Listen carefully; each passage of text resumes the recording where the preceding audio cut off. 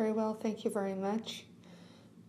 The theme or subject is somewhat complex. I would like to talk in detail, but I will try to describe the elements of the presentation somewhat briefly. I think it's important to have a general overview of the syndrome first and what it is. The first idea that I would like to point out is that when we talk about migration, we talk about social and demographic aspects and very little about the human aspect of migration.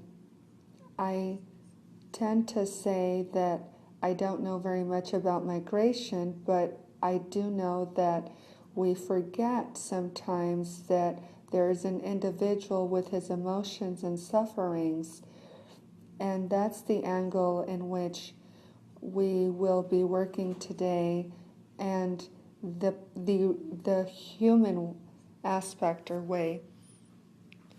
And it's true that we are in an era or a time in which we have to rehumanize the migration and take in consideration the individual or suspect. To migrate successfully, the Science magazine said recently that this is one of the characteristics that really distinguishes our species, which is the human species, and defines us as humans. And the Science magazine said that this is the reason why we've been so successful as a human species in the planet, because we are good immigrants, and we have also adapted to very harsh, extreme situations, snow, desert conditions. We have great skills to look into overcoming these situations, and we have acquired the skills. For example, the bird you see here can fly 11,000 miles in a migration, practically half a planet. There are species who fly 65,000 kilometers in a migration trip. Others fly in a height of 11,000. The migration is a very important aspect, part of the law, the migrating and the evolution. We have this bird who only weighs 3 grams, less than a top of a soda can, but really he has that skill. And as human beings, we have the capacity of migrating. And if we see the last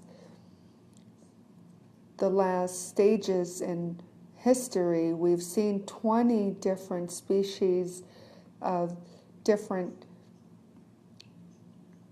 species who immigrated from Africa, and other close species who are very close to ours. For example, this gorilla is living through a grief.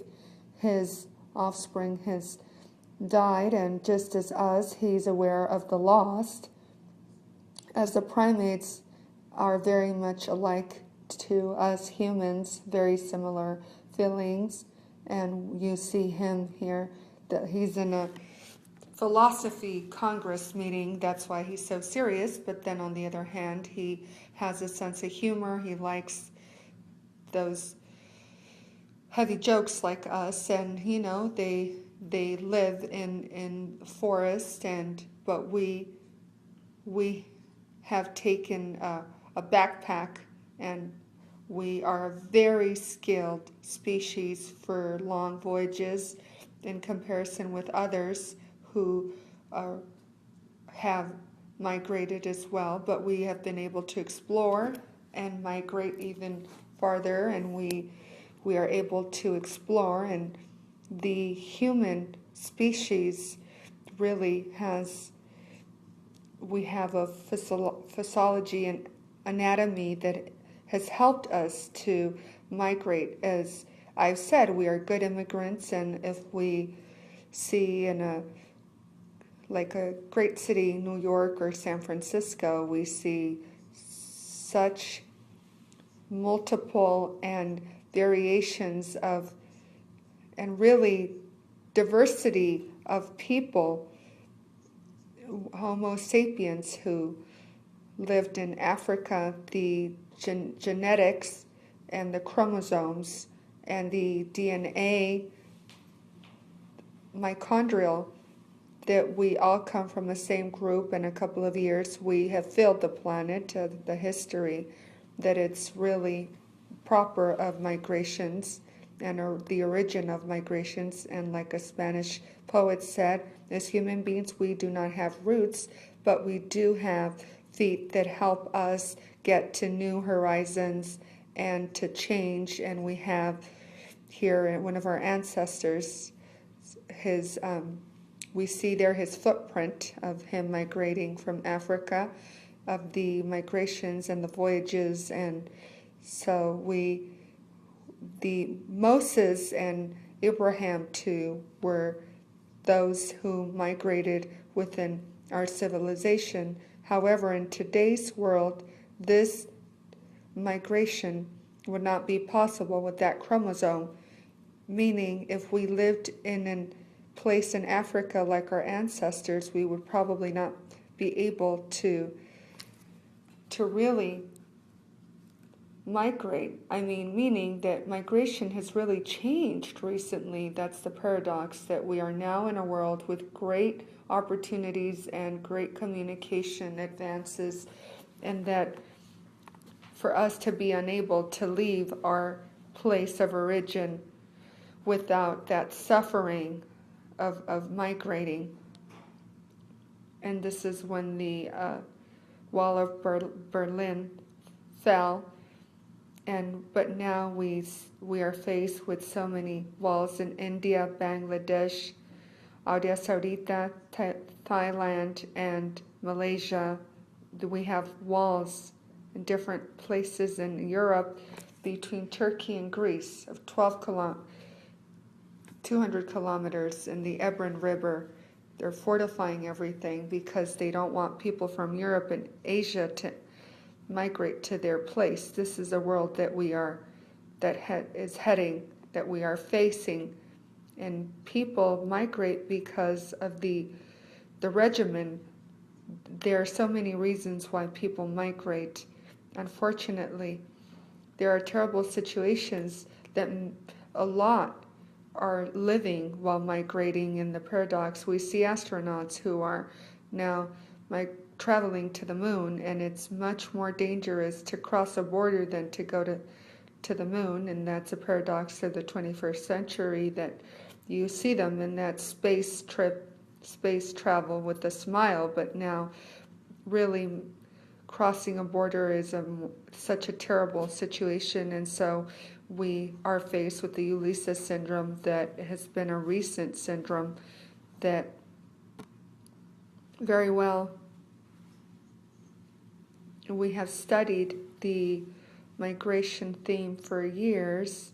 In the 80s, we had a center in Barcelona, and the comparison of the data that we had then with the data that we have now has really let us see into the differences. A book that we published with the investigation and data of that time, and things are now worse with all of the different walls and borders. Spain is a country that is faced with a lot of people who are migrating now. A lot of people from Spain have come to the U.S., and we also are seeing now a lot of people migrating in small boats and also migrating to the U.S., small children, the emotions, singing, everything that it involved. But when my uncles would migrate to the U.S., they had dreams, they had an illusion, they wanted really to progress. In Bilbao and Santander in the north of Spain, I have lived this situation where we've said our farewell to our relatives who have migrated to the U.S., but now we've seen how we have new immigrants or people who come in these small boats and are now arriving at Spain in the Canaries, the south of Spain. I've seen with my own eyes how people are arriving, and it really has nothing to do, not related to the migrations that we would see before, like my relatives when they migrated. Now we see ships being wrecked, we see people die, we see people losing their life, very terrible situations, really.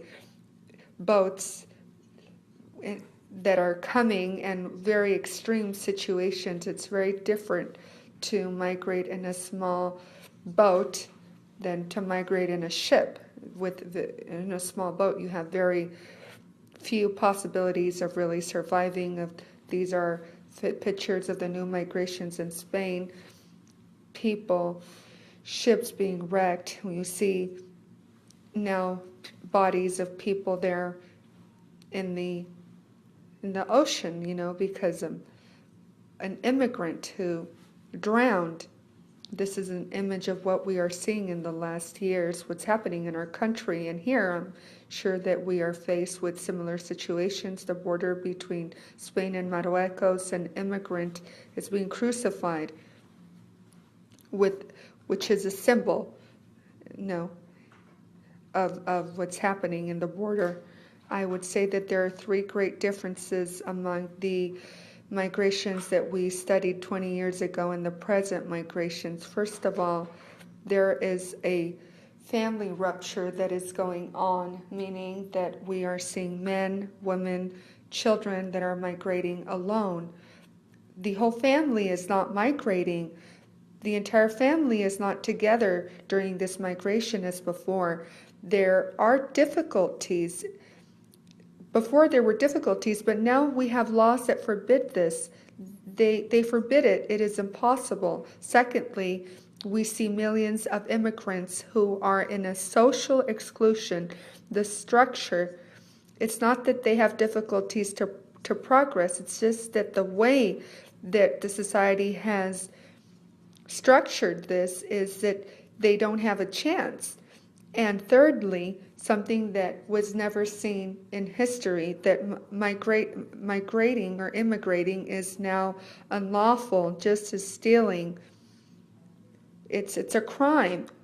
This is completely new. This is the situation in which we are now faced with the new migrations, and those whose situation is somewhat now that their situation has changed, and others who are in process and then in the limbo, and then we have those millions and millions who are unfortunately with no documentation at all, to such point that those who are documented and who are the lowest level in the country in which they're migrating, now they're a group of aristocracy or a group that we might call such a really high-class group, because now the situation, the stressors, the dramatic situations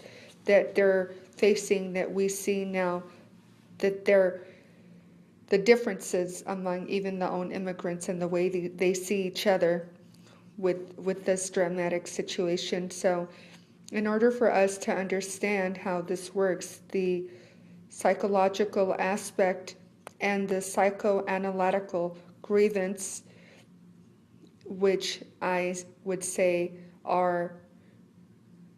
we are aware of, the stress, that situation that is far beyond of our control. When this is a prolonged stress, then to the point where it affects our own personality, we have to adapt.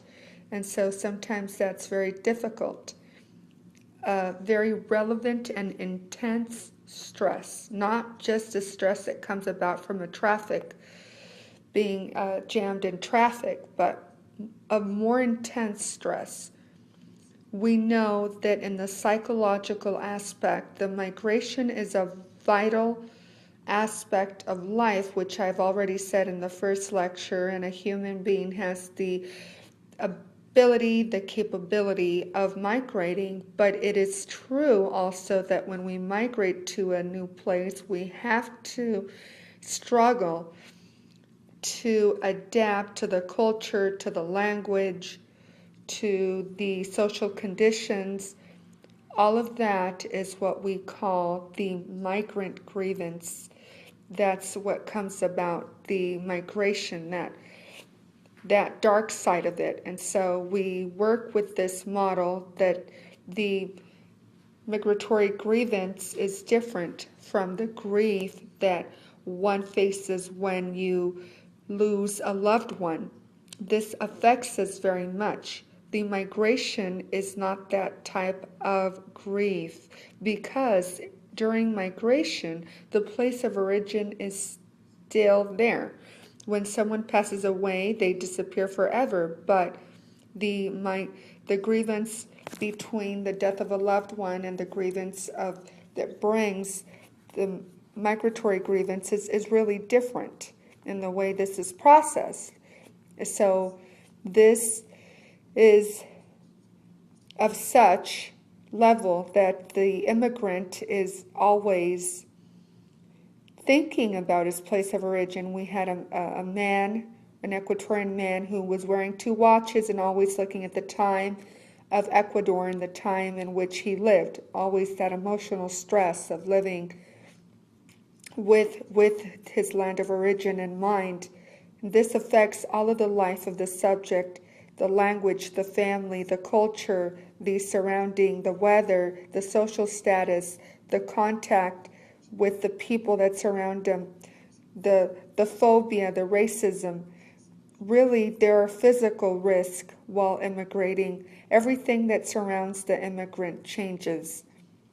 In that sense, we must make this struggle and try to overcome that, and then we see that grief from migrating, and the grief is only a part of what the migration involves. Some are also positive, some are neutral, but that part of it, the grief, when you're unable to elaborate and process this, what happens? Then we have a chronic situation that affects the immigrant. That's what we call the extreme grief, when he is unable to work properly, when he is in fear, when he is unable to bring his family members. But if the immigrant immigrates in good conditions, then he is able to overcome this. The idea is that the Ulyssess syndrome is a syndrome of the immigrant with a extreme stressor. That grief, simple grief, is that of an immigrant. That immigrant does a migration and is able to overcome the troubles. But that difficult situation in which you are unable to solve, then the subject is now suffering a crisis in which he cannot overcome and suffers the Ulyssess syndrome. It's an external variable of the migratory grief.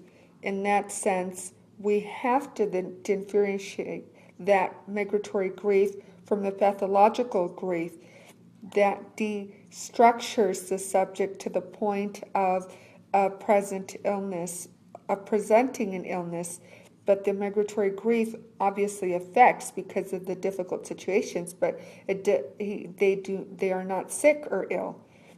And so that is what I will be explaining in more detail. It's not the same, the external grief, the migratory grief with the pathological grief. Just like we were saying, the migration is not a mental cause or illness. A lot of people migrate, and that doesn't mean that they're ill or sick. In the mental health, it's really depends on 2 elements with the migrant grief. It's the vulnerability, meaning if he is healthy or if he had any type of predisposition, or if he had dementia or any sort of medical history. Now, also the way that he is treated, or if he is welcomed to the country where he arrives. So we have two vulnerabilities. The vulnerability and the stressors are very important to take in consideration that migratory grief. Very well, so in the mental health and psychopathological field, three big chapters that have to be taken in consideration. Under chapter number 1, we know that the mental health illnesses are universal. We know that there are depression, psychosis in the entire planet. There are certain external aspects, the local, the culture, but they are universal, the mental illnesses. And so the second area, that certain illnesses that are much more specific to certain cultures, cultural syndromes. And so we have this area of the multiple stress that we will call the Ulyssess syndrome. Just like we said, the psychopathological and mental illnesses are universal, that the data of the ONU has proved that in all the world we have the schizophrenic illness, and it's very common. And so in Africa, we have people with certain genes or a certain group of people who are more in a predisposition. And so the cultural syndromes that are seen in certain cultures, for example, in Spain, we see the TAP, or in the Asian groups, a very intense concern because of the lack of semen. And so they are living in a situation in which they are faced with the situations in which they feel they're going to die.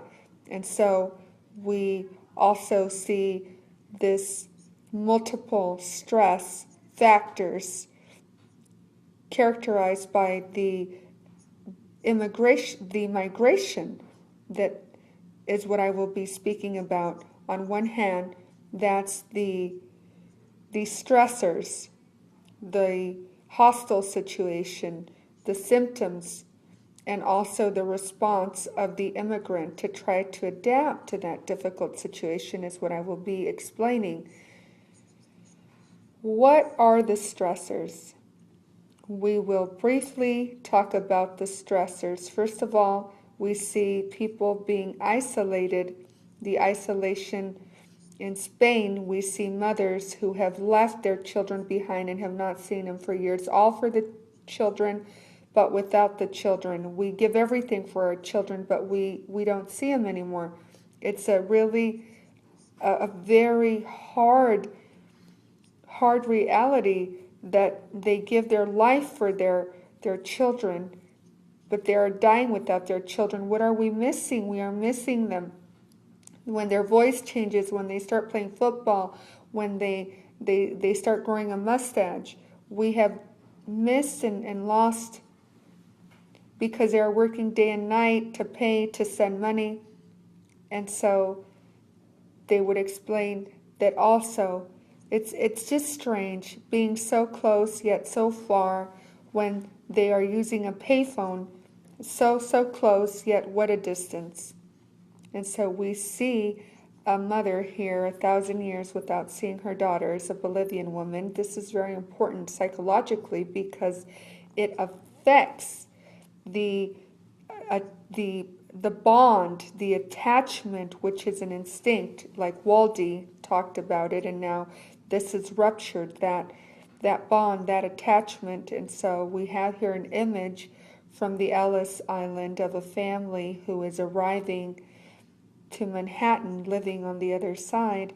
And this is a picture that's at a museum, but really this is just a picture because nowadays we don't see the entire family with their children migrating. I mean, they would overcome the adversities because they were together, but now these family ties are being ruptured. We have lost that right. Even the birds are migrating together as groups, And this is an image here of the border, very graphic, that separation.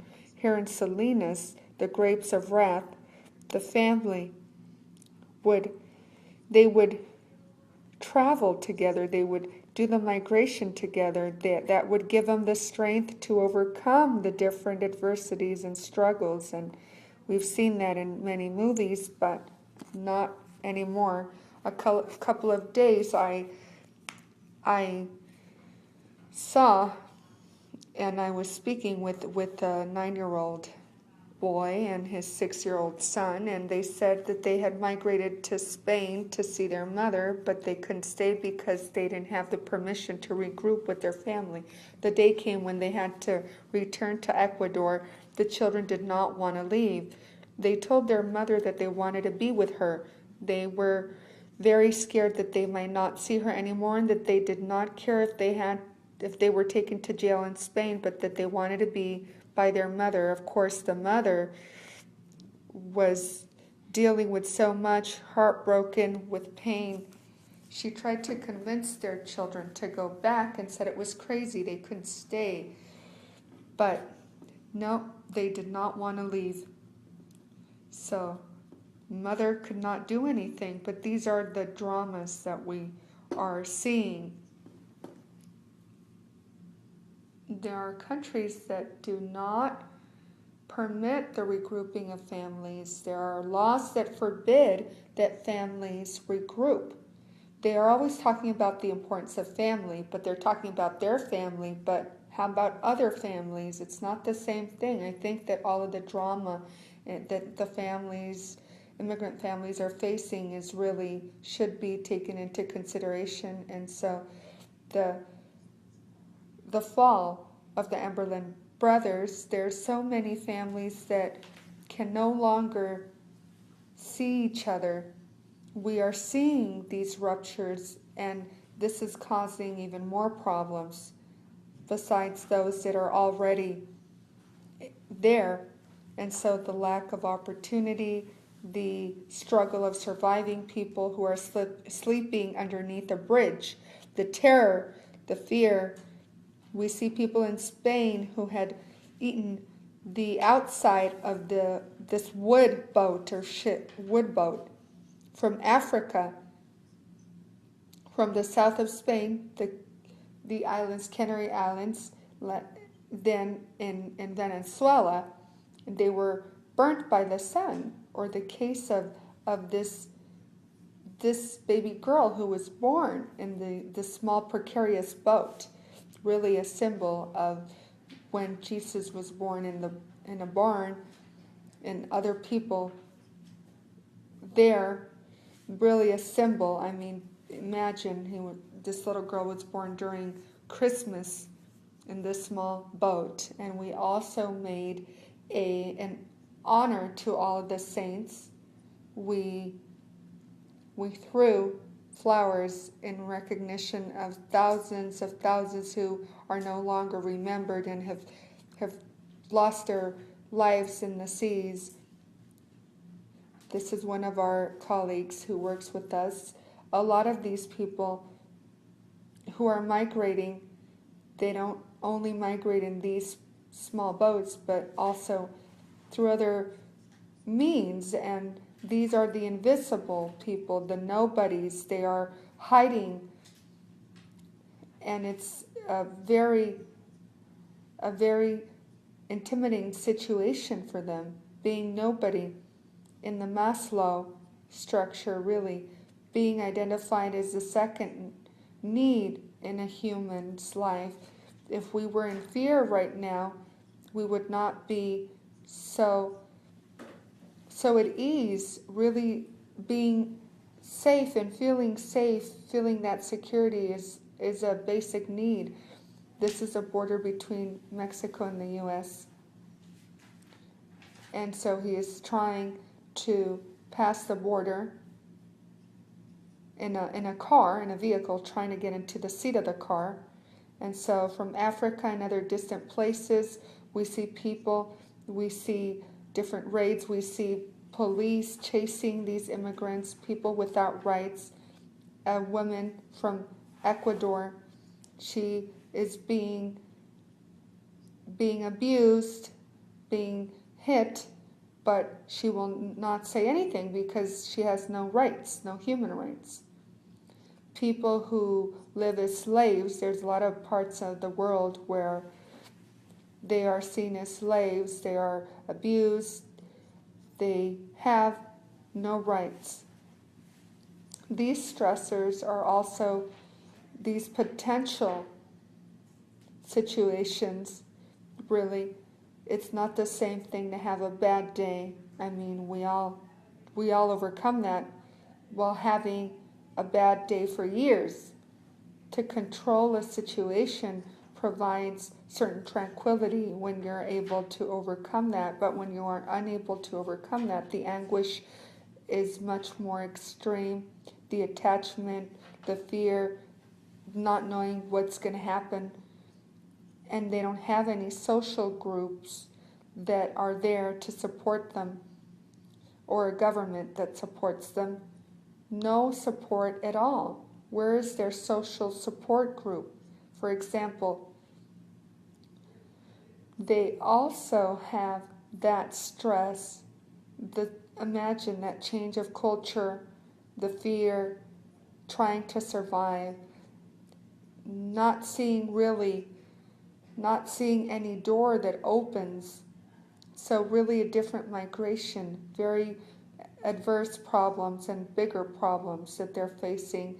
And as if those problems were not enough, I think that the health system does not intervene adequately, and so now we are a new stressor, a new problem, because we see professionals who see this and say this is not of relevance, it's not important. I don't know if because of racism or not having that human feeling.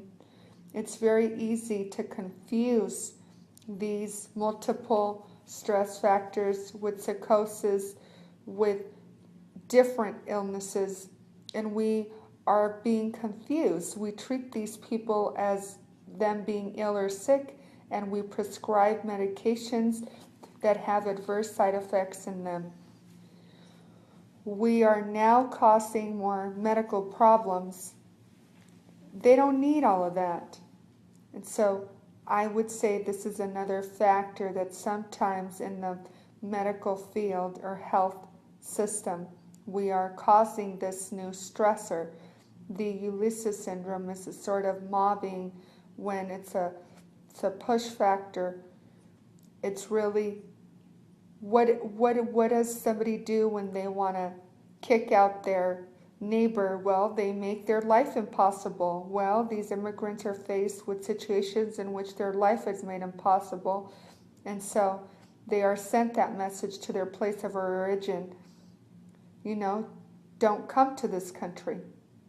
It's a sort of mobbing. This is a map of the recent migrations.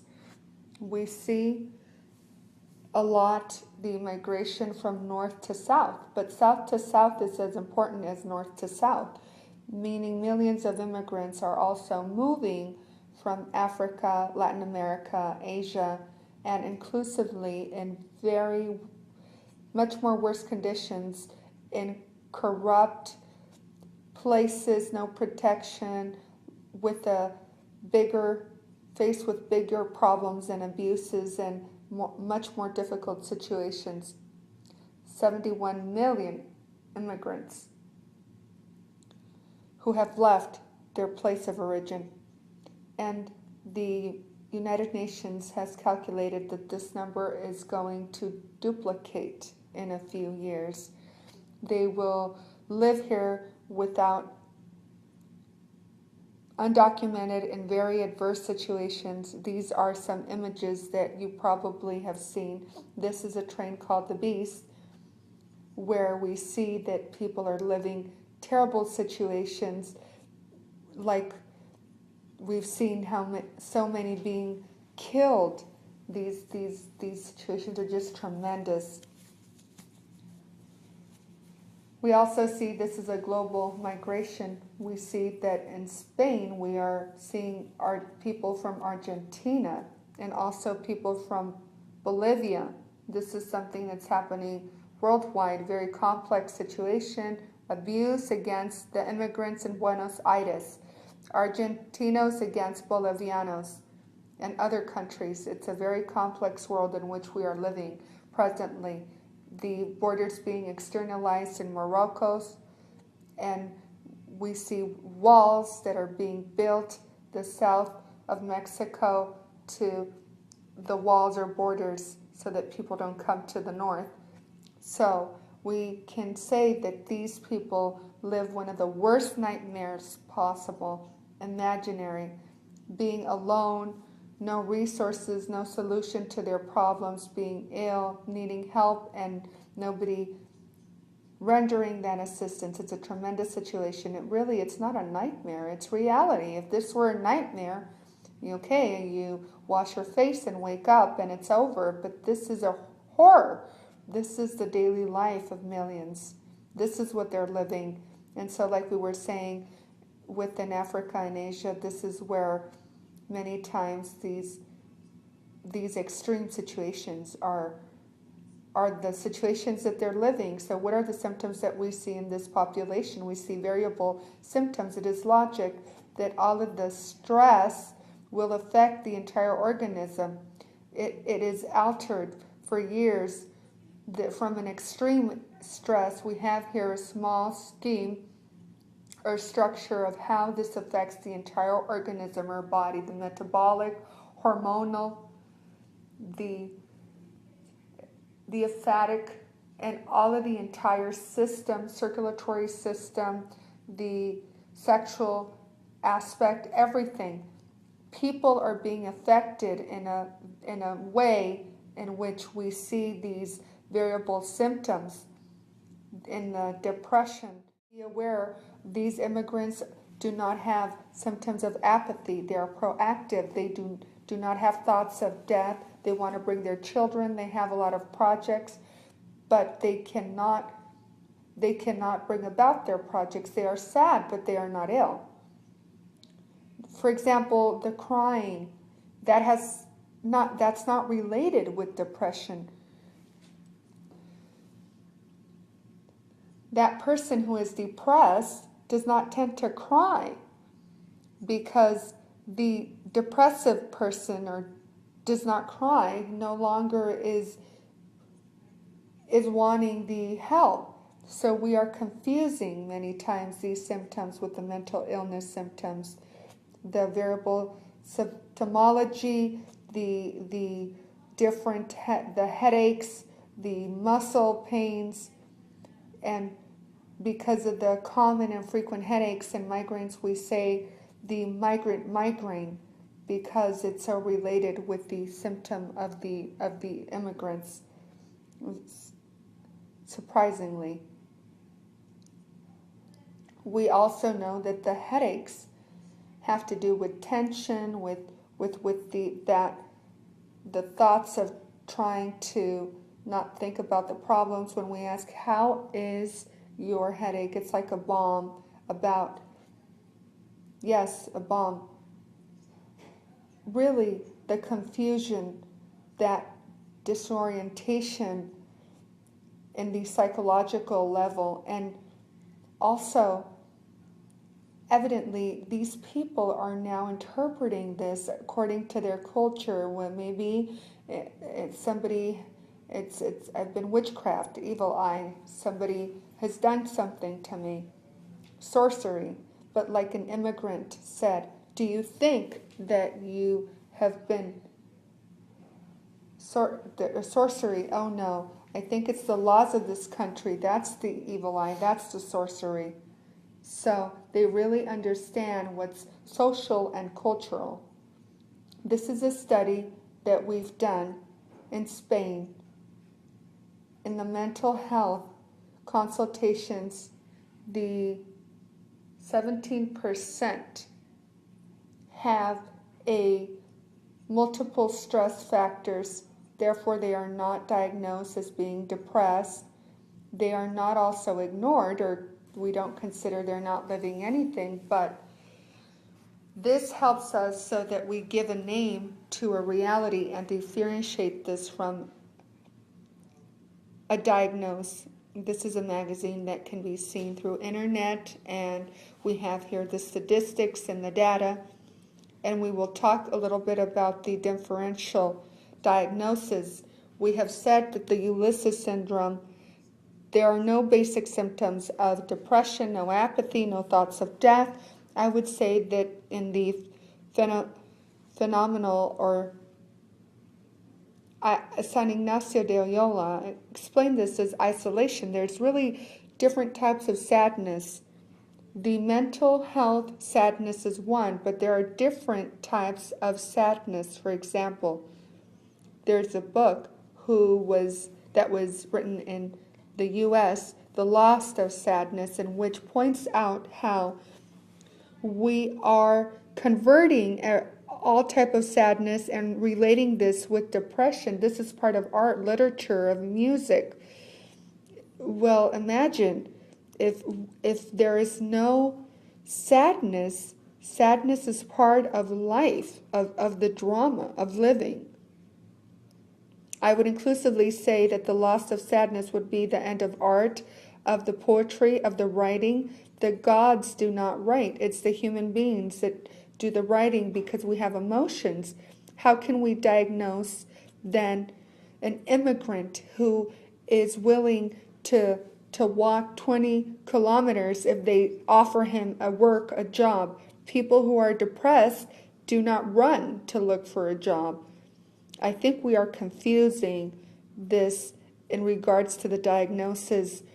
A Spanish writer said, sometimes I feel a certain type of sadness that I think it would be very unfortunate if I didn't feel that sadness. It's a complex issue, the aspect of sadness, and a philosopher of the U.S., he would say, Richard, the sadness, we would no longer be humans, we would be something else. And in the New York Times article last year, the director of the manual of diagnosis critiqued the SM4 manual, and he also spoke about the symptoms and the diagnosis, and they do not differentiate the grief and the sadness from the depression. And this is something that has been going on for a long time. They do not define this correctly. The grief and depression, this is very important because we are prescribing and we are diagnosing something that shouldn't be diagnosed that way. I will no longer talk about those technical diagnosis anymore in detail, and I think we saw some of that information yesterday for those who were here. But I will say that depression is a concept that we are all familiar with, but there is a diagnosis that is not sometimes diagnosed in immigrants, and that's alcoholism. Because of the culture, it is considered that it's part of the culture, it's part of the social aspect, drinking, but this can have terrible consequences in violence and in abuse, in accidents at work, in relationships. However, sometimes this is not seen as what it is, and what it is we don't see as what it is. We are sometimes not taking this into consideration while diagnosing. So, for example, what happens with an immigrant who is living these extreme stressors that we call the Ulyssess stressors, that isolation, that fear, that helplessness? An immigrant who had already a previous medical history, this medical situation will become worse.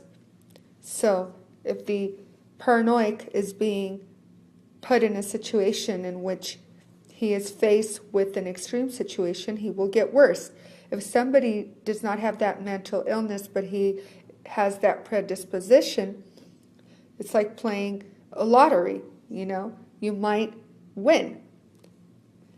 In this aspect, what we are trying to say is that the Ulyssess syndrome, these are individuals who do not have a mental illness history or predisposition, and they are faced with stressors that affect them. Therefore, there are symptoms, but this does not mean that they are depressed. If there is no vulnerability, you will not see this syndrome. But a lot of people live situations, very harsh situations, in the Ulyssess syndrome.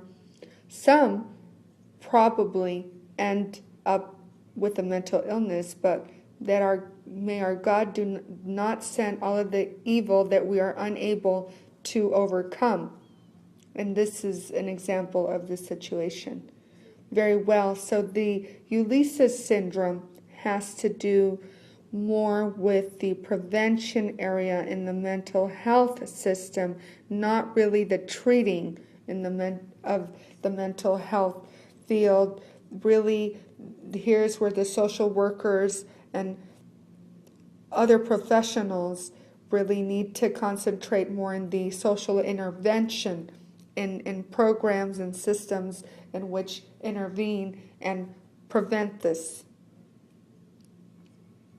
Two metaphors in the Ulyssess syndrome is as if, for example, we would increase the Fahrenheit in this room, that would affect us. If we increase the temperature, we would feel the dizziness, and we would start feeling maybe the heat. But if we left the room and went outside, then we would no longer feel that. But that does not mean we are ill. If somebody has a heart problem, or somebody has a problem with their kidneys and he suffers something right now, then that's because he had a previous situation. But the majority of us would just leave the room and no longer feel those symptoms.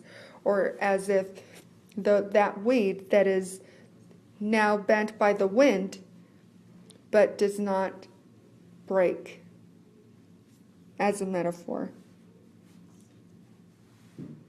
So the idea is that the Ulyssess syndrome is in the middle between the mental health and the mental health illness. It's not that he is not suffering, but what he is suffering is not necessarily an illness. What do they do? Medicalize or trivialize? Okay, well, that's his problem. And he's saying, well, no. He is at risk that this may turn into a mental illness. Everybody can only bear so much. It's a multiple chronic stress, very intense, but it's really in between.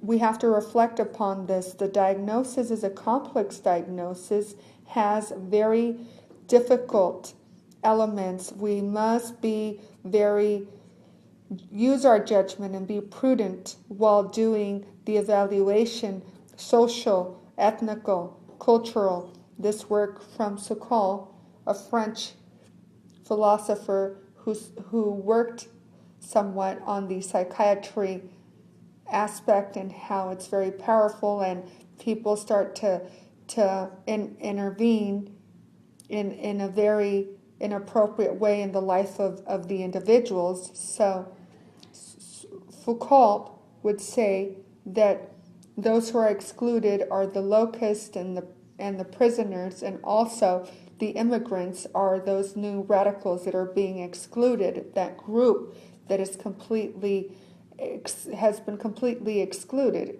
This was not entirely the case in Foucault's time in 1970, and this is one of his books that talks about this. And there's been judges in Spain who have taken in consideration the Ulyssess syndrome as an extenuating circumstances in certain circumstances, because even though he is not ill, this situation has brought about a certain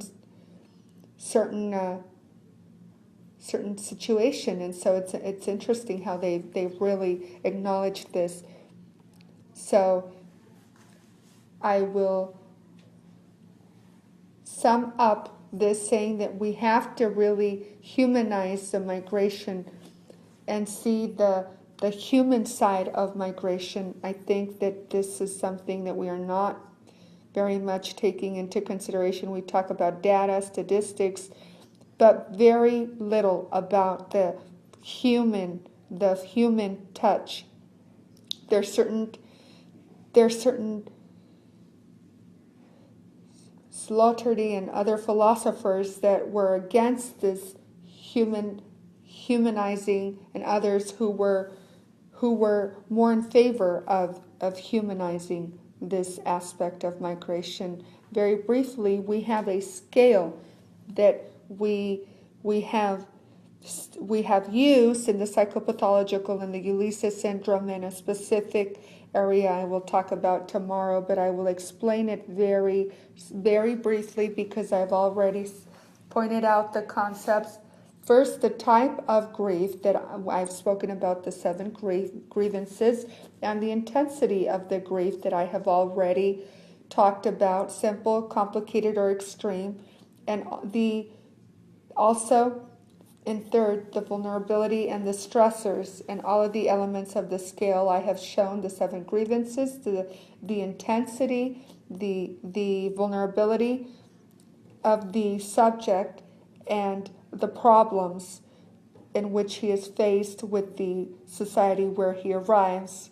We have a graph here of the scale that helps us analyze more than 100 variables at the same time of each immigrant and see each grieve, the problems and the history and the present issues or problems and the potential in which he is faced, or the risk. For example, the language.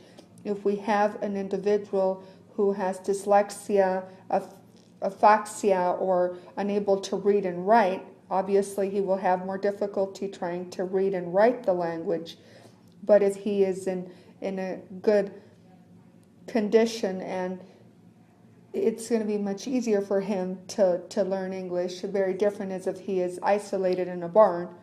So simple when the conditions are good, complicated when the conditions are difficult, and extreme when the situations are such that he cannot overcome the situation.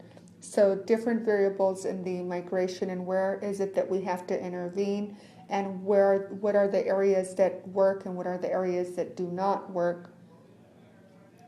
And we use a system in which we highlight yellow, red, green, and so we highlight in which areas are simple. They would be green, complicated in yellow, and extreme highlighted in red. And so we would see where are the problems of the immigrant, the intensity of these, and with the very few resources that we have, we try to intervene just where we need to intervene. Sometimes we intervene just a little bit. When everybody's chasing the ball and the kids are playing, we want to make sure that we identify the problem, provide the resource. We are able to compare several cases and see who is in more need. Sometimes we provide more assistance to that one who is probably, we hear crying out more for help, but we really have to see, and we would be happy of working also with the colleagues here and trying to figure out how to provide those resources, not only in the psychiatry level, but really social workers, the counselors, and in the school sites. This is a book that I published. I've left a sample here at the clinic. If you are interested, Jose and Linda can offer that book. Very well. The intervention aspect we will talk about tomorrow. And so why is it that I called this the Ulyssess syndrome? What does Ulysses have to do with all of this? I think that the reason why I use Ulysses is because I wanted to honor the role of the immigrant. He was they do heroic things, really. There's no acknowledgement. While we reading the Odyssey, the adventures, and if you have someone who is living this, a common person close to you, to really honor the figure of the immigrant, and really to so we understand the emotional aspect and try to draw close to this emotional aspect, not all technical. And also, the Odyssey speaks about the trips of the immigrants and the specialists in the Odyssey, as in Paris, in the Greek culture, they said that it's a poem of immigrants, the Odyssey, of great migrations in which a Ulysses really was a symbol of the difficulties and the difficult of this migration. This is a text of the Odyssey. Those who we listen to crying, those that anguish, not seeing really an escape to their problems. And so the rupture between the family, the separation of the family, that really anguish and that fear and really those tears, that concern, that suffering of the mother, the wife, and the son really leaves looking for the father who they've not seen for years and they are concerned for. The Odyssey is really a universal myth.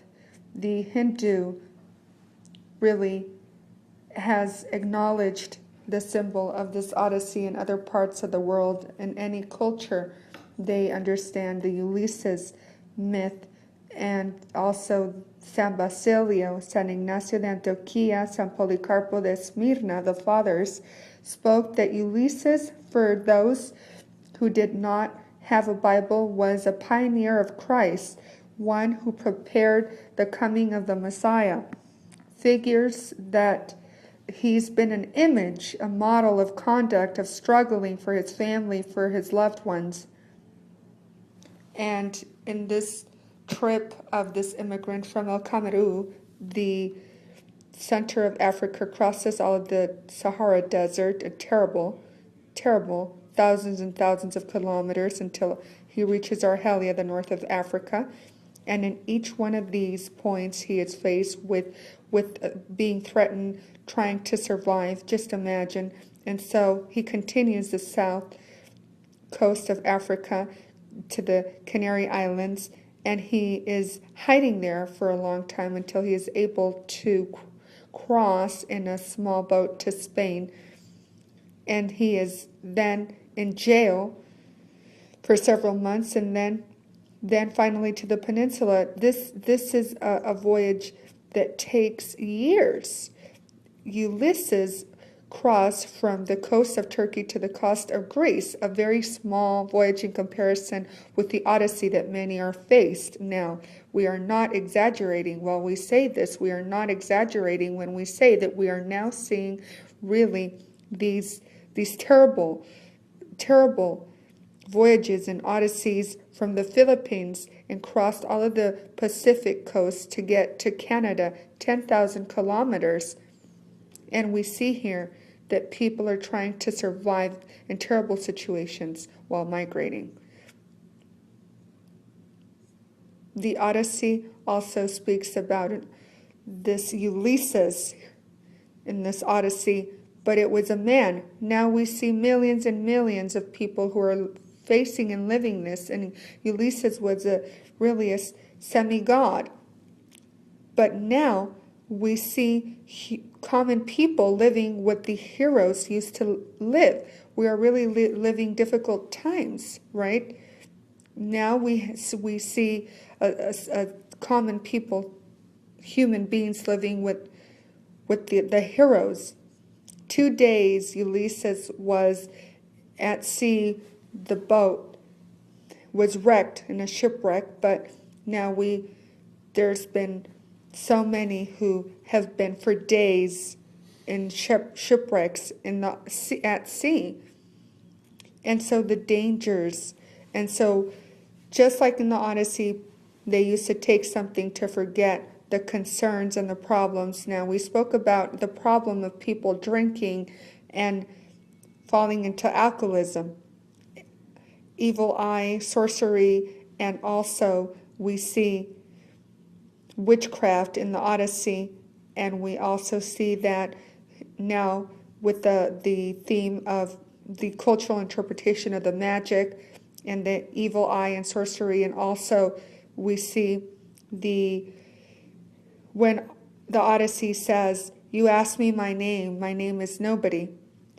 Nobody is what everyone calls me, but in order to survive, you must be nobody, no identity, no social integration, no self-esteem, no mental health. For one to have a good mental health, you should be valued by others, be seen as part of the community. They have none of that. They are nobodies." Very well, we took this theme to the European Parliament Committee, like Jose said, and so we created a task force, and we are trying to investigate and help in this area. And the Congress also of Psychiatry, in a meeting, we spoke about this problem, and it's recorded in a soap opera in Colombia, in a poem book in Cuba, in different fields in the judicial system too, during sentences. And there was a TV show that was trying to make a joke out of this, and a very dramatic theme to make a joke of it, racism. And while working with the human rights, how can they laugh about the immigrants? Nobody would make a show in which you laugh about those women who are being abused. They also said they were going to take this to Hollywood. I hope not, really. If they were to make a comedy out of this would be no good. And it's also been recognized by other countries and languages in Japan and others. This is the book that I published last year. This is a version of the syndrome in detail. I've left a sample here at the foundation if you're interested in consulting the book.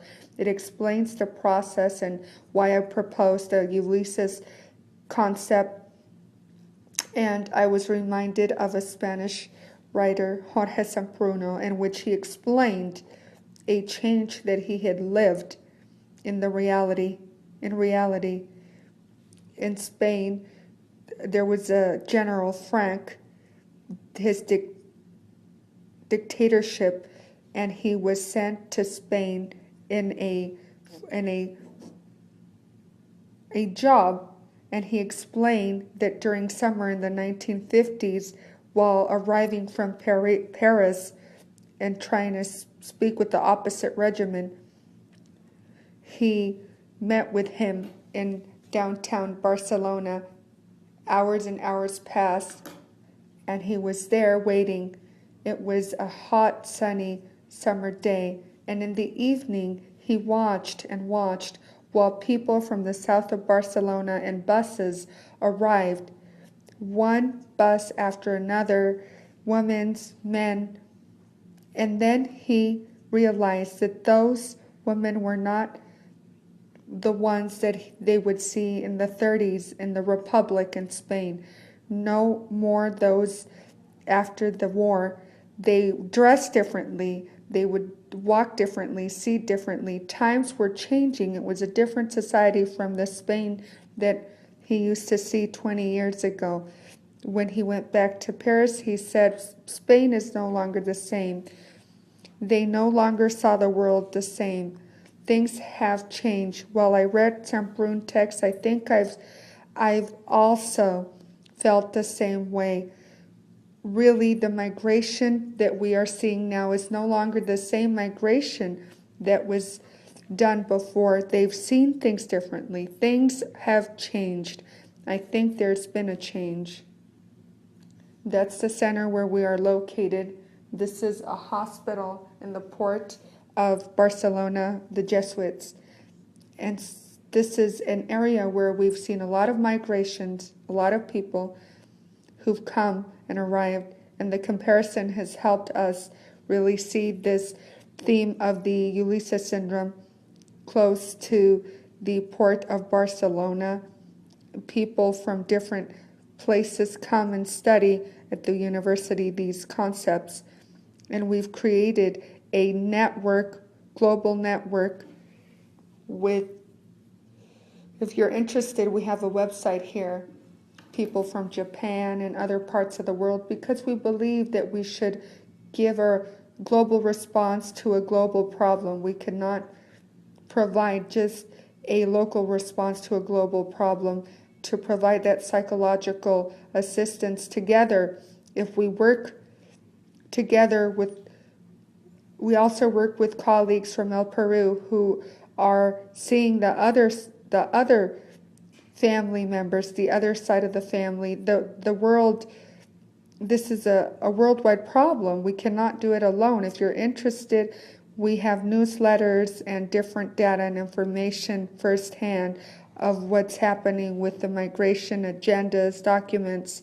So I invite you to participate. It would be a pleasure to really have more people being part of this. I just want to finish with two ideas that hopefully we had the same sensibility for the change of weather, for the aspect of this theme. It's a tremendous drama that is affecting a lot of people, and like a writer from Arabia said, really with rights, but abstract, right? We always, this last idea, a lot of the realities of today's world were only dreams. The human rights and the women's rights, and hopefully we also see this just as slavery, as something of the past, the immigrant situation. Thank you very much.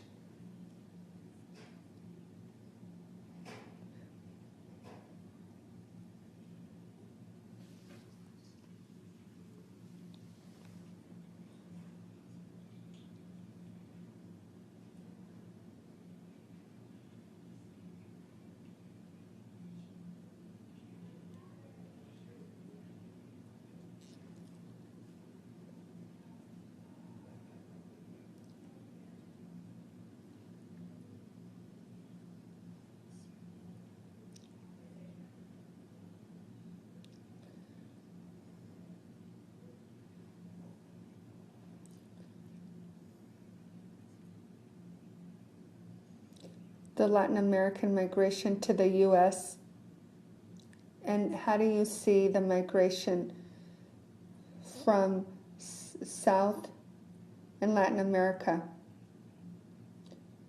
in comparison with the migration to Europe? I think that because of the difficulties of many trying to migrate to the U.S., I think a lot of people are migrating to Spain because it's the same language. In France or England, we have much more immigrants in Spain because of the language and because of the difficulties of coming to the U.S. Spain had an agreement, all sorts of agreements, in which, because there was that linked. But in the last years, we've seen that there's more walls and barriers. But my question is, how is it that you see in Europe, this country, the USA, that is seen as the country of opportunity? I would say that the barriers that we see in Europe, USA was more of an open opportunity country. I think there's also barriers there. I think that things are being more uniformed. When we see what happens there, it's really similar to what's happening here. There's really not much of the big differences. I think it's very similar. That's why I said that we should provide global responses to global problems. But it's true that we've seen how the U.S. has also changed.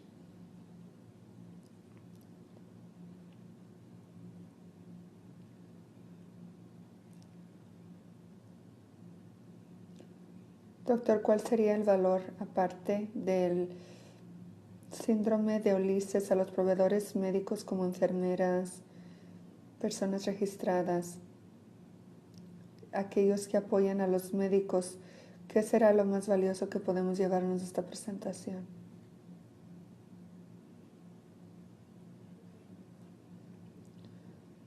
Well, I would say that the idea that all of this suffering does not come without consequences. Everything that happens has a certain effect, cause and effect. It's impossible that so much suffering not have consequences. Secondly, these consequences are not always an illness. The tendency is that all suffering is seen as an illness, and I do not think that is adequate. If there is a problem, we have to see in the psychosocial area, provide that support, that human support, and also avoid that's the medicalizing or the use of prescribing and medications. It's a reality, it's a problem, but it's not an illness. Take in consideration that we can all help socially, creating those social groups, opportunities for them to communicate. All of that is going to be very good for them. First of all, thank you very much for your presentation. Not so much a question, but a comment.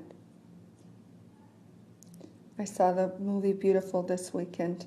I don't know if you can comment about that, and also what people are suffering in Egypt. I've seen that also. What can you say about that, and what's going to happen?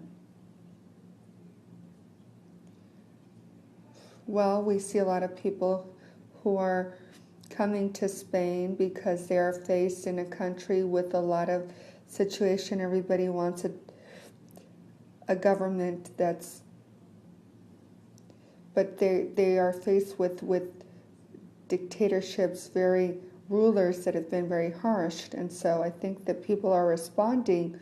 They want a democratic government, and so they are faced with corrupt countries and this situation financially that everybody is wanting to flee, all of the young ones. What future can that country provide? And so that all the young ones want to flee. They want to go to another place. Hopefully the situation turns into a better situation so that they don't have to make that migration, because migrating in such terrible situations, it's just tremendous. I think it's been a process in which hopefully that the situation becomes into a better situation, and so hopefully they don't have to way out of their problem.